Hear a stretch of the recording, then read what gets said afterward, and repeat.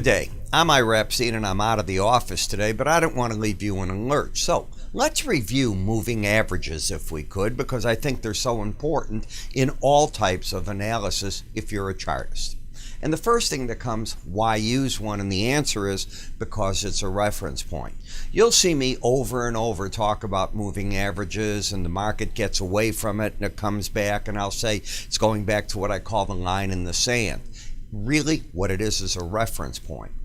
And the moving average, if you look at it, just the way it'll look here, it's probably the most widely used of all the technical indicators. It's no more than an average of prices over a specified length of time, and it can be an average of, say, the highs, the lows, the settlement prices. There's many different ways to do it, and there's two different types of averages. There's also an arithmetic and exponential.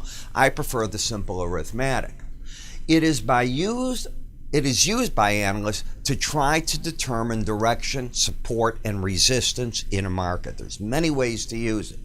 The average is typically calculated by adding together the sum of all the prices, then dividing that sum by the individual amount of averages added together.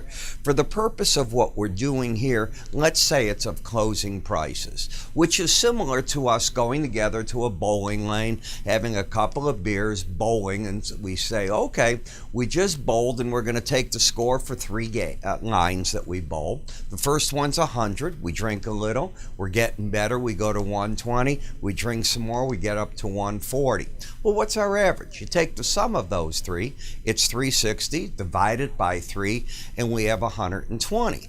But you can imagine I'm not satisfied. Let's drink a little bit more, and we're going to do that. We're going to bowl a fourth game. But by doing that, I want it to be a moving average. What I'm saying is we warmed up. Let's get rid of that 100-day, the oldest number out there, and let's add a new game. And that'll be the one we just did, and lo and behold, it's even a higher number. We add up the last three lines of this. It's 420. We divide it by 3, and guess what we get? We get a new average, and the number has moved. Now, just as easily, we could take another game and get sloshing drunk and drop the 120 and go back to 100. You understand the point. You're moving those numbers. That's why you call it moving the average. When bowling and you want to know your average score of the last three games, you simply don't count the furthest game out. You only add up the last three. If you're doing an 18-day average of closes, it's the current quote right now in the past 17 closes. That's how you calculate a moving average. It's really not much more difficult than that. To learn more about this, I invite you to go to our website. You'll see a whole arena of different things you can get from our futures trading kit to my charting course. What you just saw now is how I teach in my charting course. That's under the word education. www.iraepstein.com, 866-973-2077.